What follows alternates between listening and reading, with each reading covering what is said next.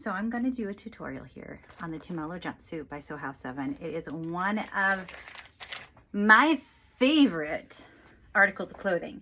I discovered it right after she released it, Peggy from Sew 7 this past summer, and I immediately made quite a few. And then it's just really taken over my wardrobe a bit.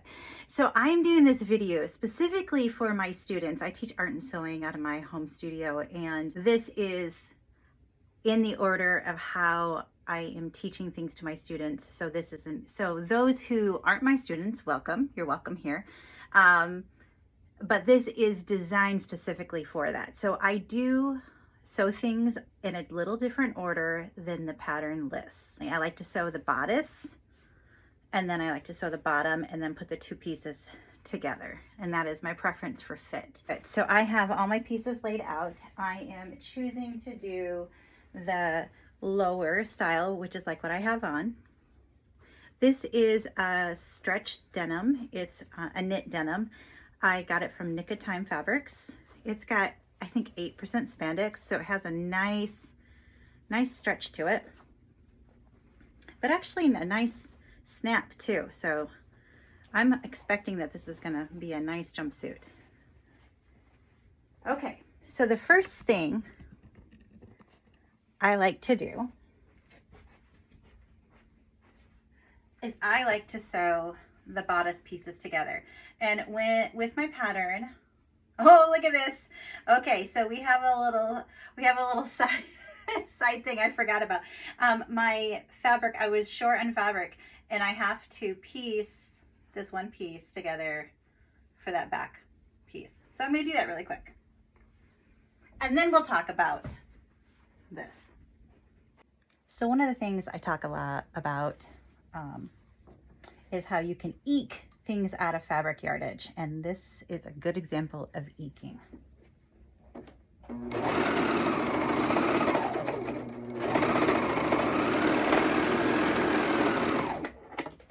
Okay, so I have a piece that's wider than the strap, and then I could just leave it as it is because it's not going to show that much, and this is the back strap, but it will add a nice little fun detail. So I'm going to scooch over here, and I am going to cover stitch it.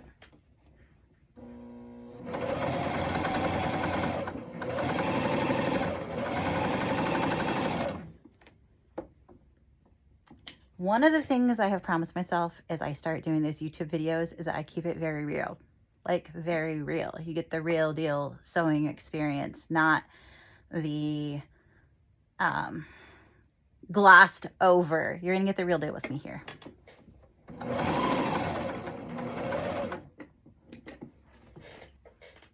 Okay, so now what I'm gonna do, so my back strap has this cute little additional piece there.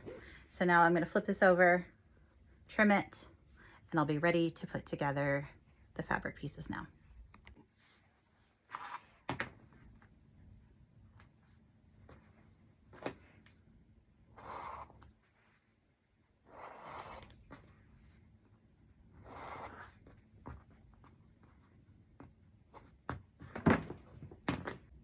Okay, so we're going to go ahead and clip the front and the backs together. When I pin or clip, I do a lot of clipping when it comes to garments, but you want to clip on either sides.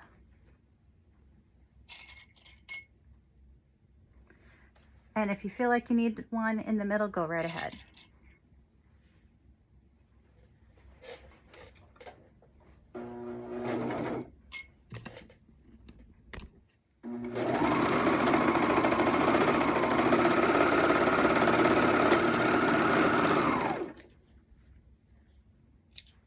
It doesn't matter which way you start, but I do tend to start from the armhole and going down. Personal preference.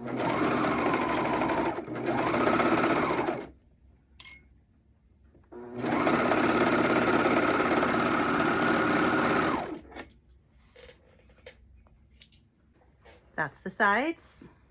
Now we're going to do the top. Just going to use one clip.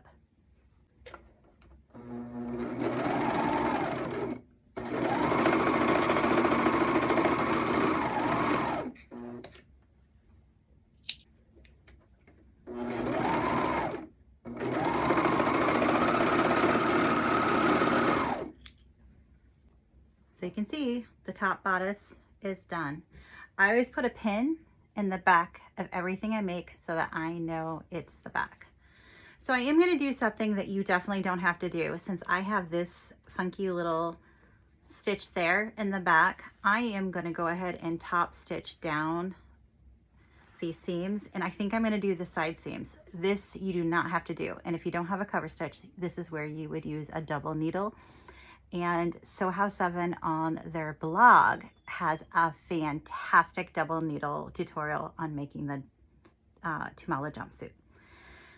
But I'm just going to do that because I want to add that kind of vibe. It's going to look cool. So I'm just going to pop over to my cover stitch serger. And I have only done this top stitching on just a couple. I did it on a pleather one I made, and it looks good, and I'm doing it on this one just because it's going to give it that denim look.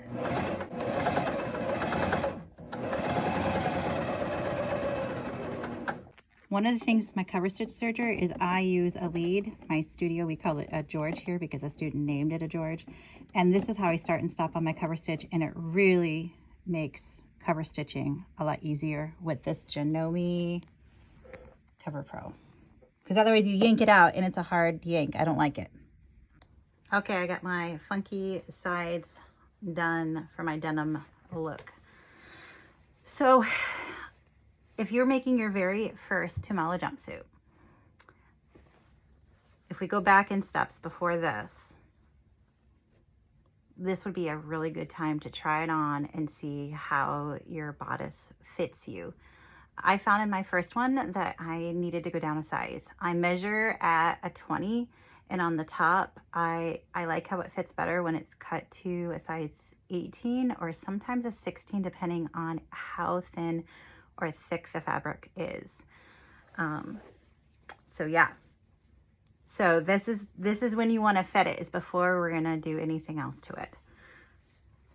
So what I like to do next is, once I got it together and I know that it fits, I like to add on the binding, and I do it a little differently. So I like my binding cut to 2-inch strips. I don't cut them to the size of a garment, because historically speaking, when I did that, I couldn't get my bindings to lay down nice and flat. And so I'm going to show you the method that I teach all of my students to do in this way, and it really helps with the differences in fabrics. Yeah, it's amazing, amazing, life-changing. Okay, so I have my 2-inch strip around my neck. We're going to find the middle of the backing to put the binding on, and I'll put this around my neck so I know just where it's at. And we were pretty close to halfway. So that's our halfway point. So I'm going to take my binding strip, and I want, with this one, I want to flip this outside, the inside to the outside, to just create some interest. And I'm going to cross over it here, and I'll replace that. And now I am going to do, I love this. I love this technique. When I learned it, it changed how everything fit. So we're going to do a pull and hold. So this is the bodice. This is the binding. So I'm going to take the binding and I'm going to pull it greater than the bodice. So there's a little bubble of the bodice. And the reason why is because where the binding is going is smaller than this. So in order to make it lay flat, when you put the two of them together, the binding has to be tighter than the bodice.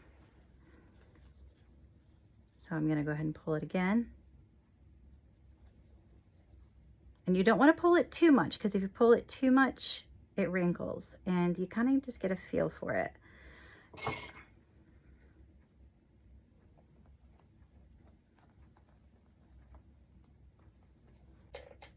Little gappy gap.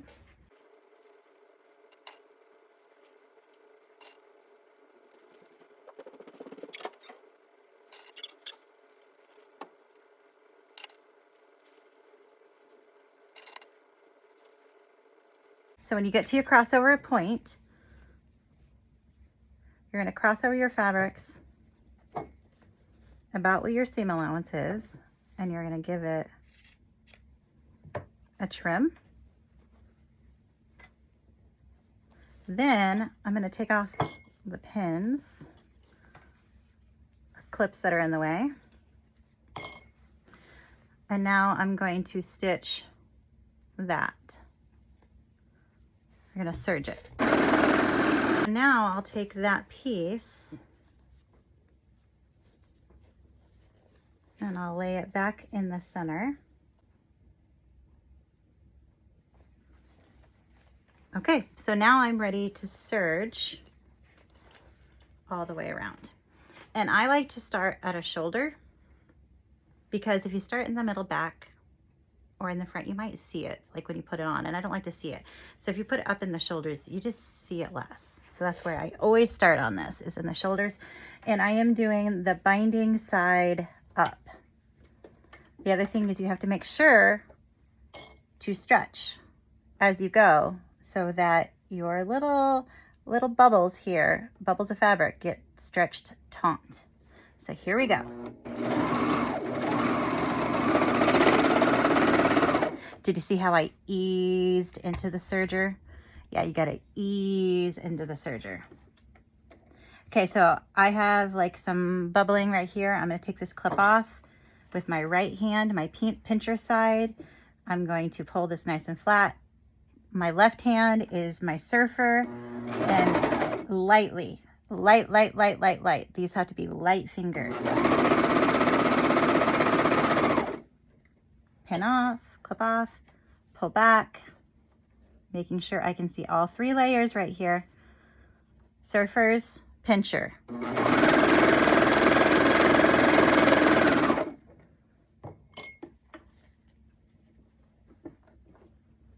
Gotta see all 3 layers. And I'm not taking off much. You can see I'm not taking off much at all. So there's a bump, so I have my fingers here ready, pushing down a little harder to push.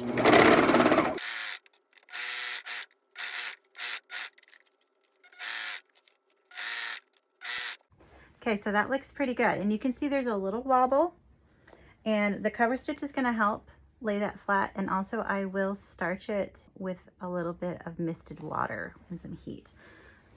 So, but I'm gonna cover stitch this, and you'll see just how nice this lays down. And so you have a choice. You can serge and then pop over and cover stitch or top stitch and then do the next one. Or you can do them all and then do them all at once. And it doesn't matter which you choose. Today, I really want to pop over and do the cover stitch on top.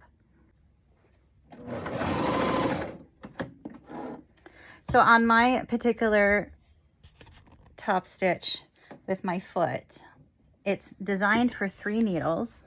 I'm trying to make sure you can see it. It's designed for 3 needles, and I use 2. And so I line up, my serge side is to the left.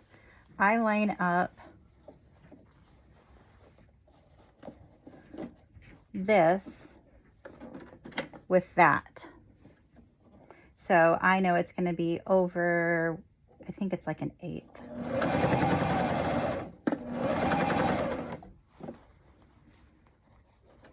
And I'm going to pull it just until flat. And we're going to coast. So I'm going to pull it until flat. Coast. It's looking really good. So my right hand is still my pincher. My left hand is still the surfer, but it's more on the back. Because for whatever reason, my cover stitch, sometimes things can get caught in the back, just like back here. And so I like to put my left hand to the back in a more taut sewing style. So if there's any problems, my left hand is ready.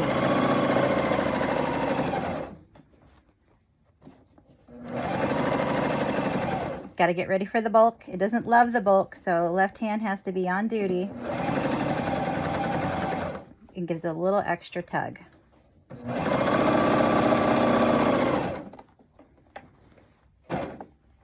Okay, so I'm going to clip my thread so I can cross over.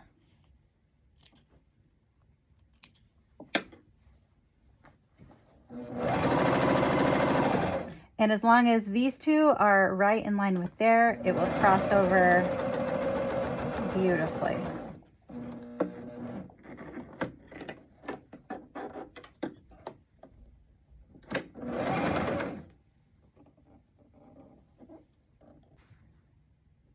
Looks good.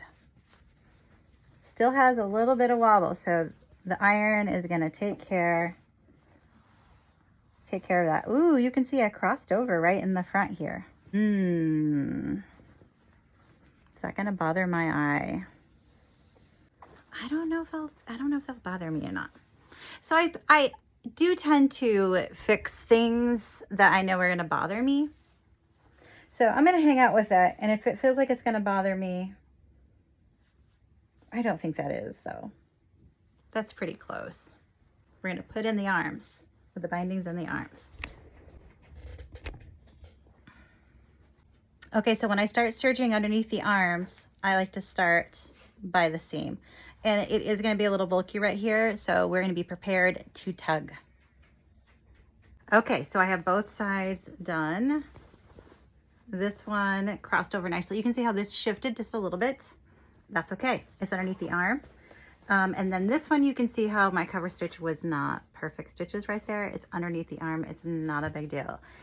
There are some things to me that are a big deal, but they're not. I have decided that I do think that that's going to bug me. I do think so. So I'm going to rip out my cover stitch from shoulder to shoulder so I can tackle that again. Okay, that looks much better. Glad I did that. So let's go press it. Misting water.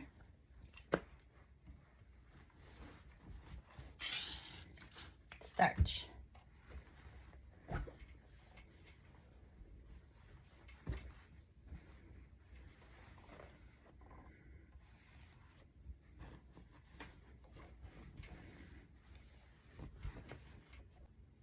Okay, so you can see ironed. That lays a lot better.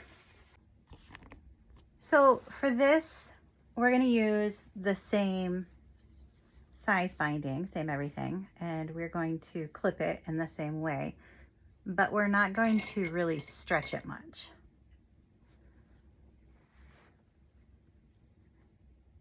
We're going to pretty much just keep it fairly flat.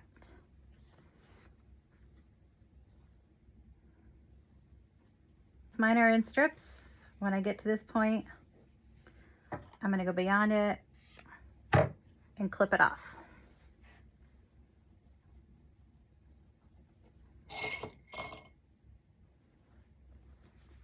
So it looks like that. And that's time to serge. We're going to serge from the top of the pocket down.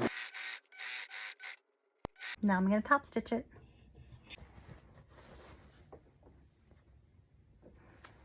Then you do the other pocket. All right, so I have my other side done. So now I'm going to trim. Okay, so you have a choice here. You could either sew the fronts together and then do the pockets, or you could do the pockets now. I kind of like dealing with it as one, so I am going to sew my fronts together, and I'm going to do my backs together, and then I'll do my pockets before I put the front and the back together. But in sewing, there's some steps that you can trade in and out. And usually I go ends and then middle, but with a crotch curve, I had to make sure to get that. So I kind of pinned it along the way, or clipped it. Okay, this is the front.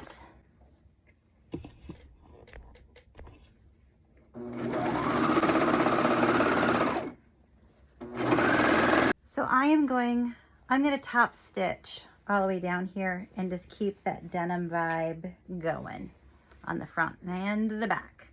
So I'm gonna do that now before I sew up the back. If you were not doing this denim, you would not need to do this step. So you can just jump over this. But if you were doing a denim leg, this would be a good time to do that. Here's my back. Looks good too. Okay, so let's put the pockets in the front pieces. Okay, so here are our pocket pieces. And I'm gonna lay them. This has like a little ridgy ridge. We'll press that in a bit. Okay, so it goes curve down. I'm gonna lay it underneath here. And I'm gonna lay this on top. And you gotta find the place where the side goes and it goes. Okay, so there is a pattern piece that you could lay on top of this and you could chalk around it. And you could use that for your stitch line. And then you need to wash them before you wear them. I prefer the method where you feel it. And if you take your time and you use your fingertips, you can really, really just simply feel it. So I'm going to pin where I feel it. So I'm going to start down here and I'm just going to pin around.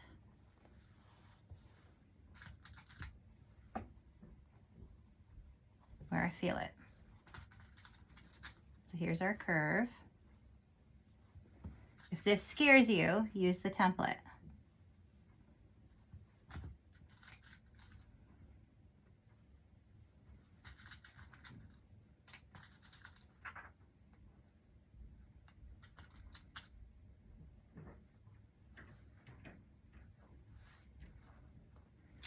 We'll take all of these out, but we're not going to take these out. Put clips there, and I'm going to put clips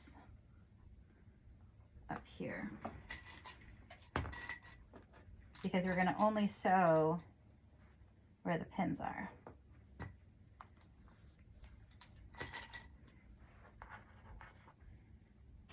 Okay, so I'm going to use my cover stitch to go around here. This is where you would use your twin needle. And I like to start at the top and go down when I can. When I get to the other side, I think I have to go the other way. But I like to start from top down whenever possible. And I'm putting the edge that I can feel, I'm running it just past that needle line.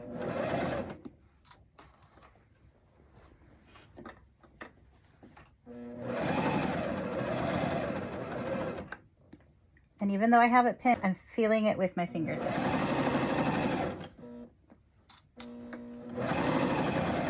And you can see my right hand is just folding that fabric over so it glides right through the hole.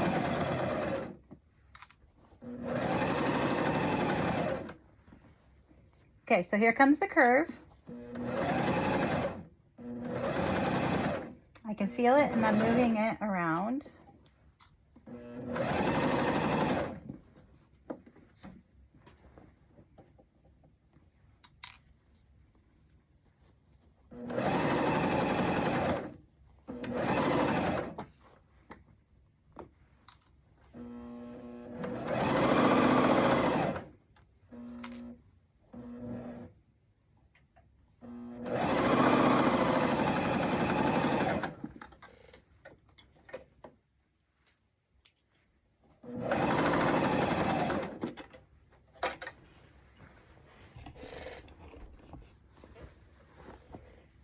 There you have it.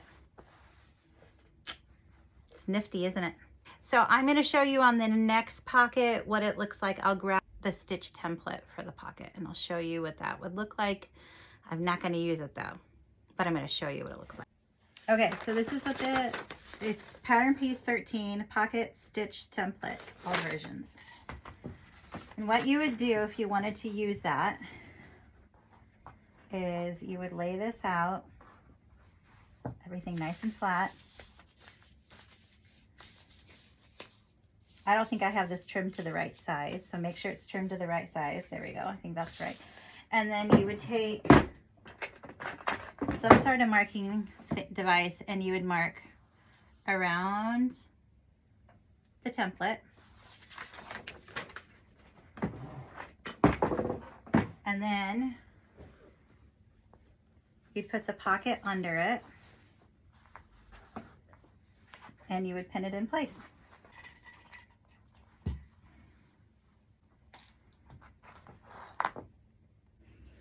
Okay, so here's the front. Here's the back. And now we are ready to put our front and back pieces together. We're getting close. Okay, so we have our front and our back pieces here. I'm just going to clip them at the top and at the bottom.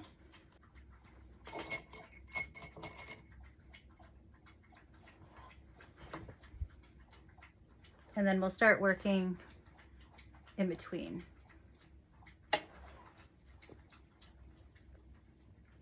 You can use a table if that's easier for you. I don't mind doing this in my lap.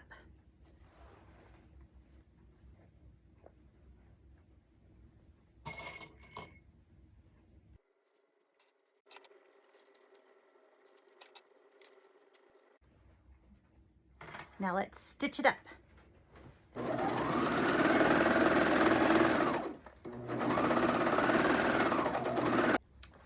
So I am going to keep with the denim details and I am going to cover stitch down the sides. I do not do that on a normal jumpsuit, but we want the stitch vibes on this, full on stitch vibes. So I'm going to do that. That's looking cool. So now I'm going to do the other side, just like I did the other side.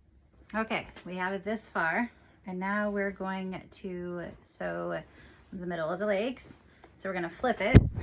So right sides are facing each other. And we're going to clip.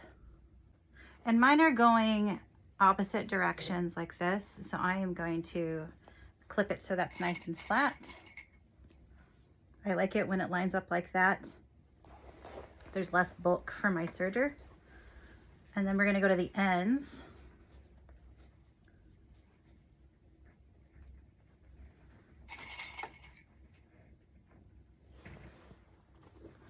And then we're going to clip the center.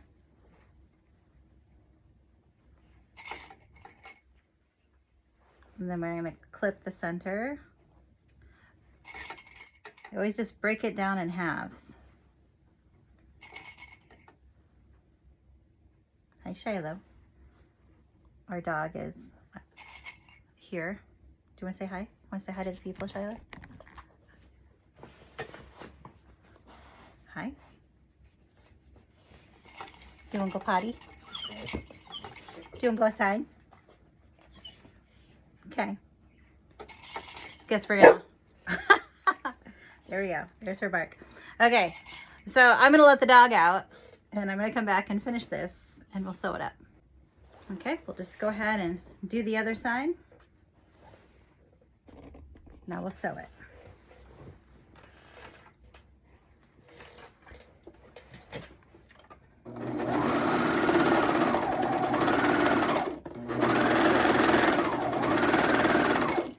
We are not going to top stitch this. So I think it's important to talk about with the fit. I've made these many times, so I know these are going to fit me great. I did lengthen them a little bit because I just wanted to make sure to get the length. When I was using the pattern the most, it was during the summertime, so I've recently lengthened it, and I'm not quite sure on my hem length. But if you do not, if this is your first time sewing through this pattern, I would at this point, well, before you would have top stitched, I would try it on and I would get a feel for, do you need to take it in at the back? Like I have a sway back, so that was one of the places that I had to take it in. Or do you need to take it in on the sides?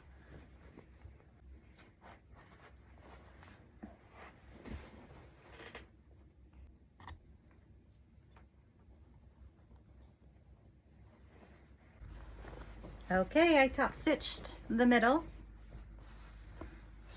and let's try them on. Let's hem them. I'm gonna give it my typical 1-inch hem. Okay, so I use one of these little seam guides set at 1-inch hem, and you can use any pins, but I like these little applique pins because they don't stab me while I'm doing this. You don't have to have these. And I'm gonna pin them on the outside. So I always like to do the sides first.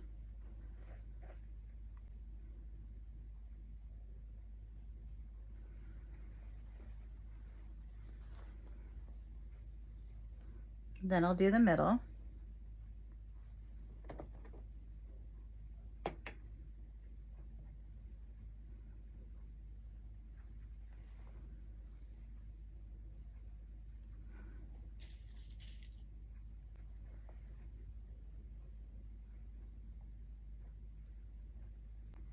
Okay. Now I'm gonna cover stitch it, which you would use your twin needle. Or if you didn't want to use a twin needle, you could use a single stitch with a tiniest little zigzag.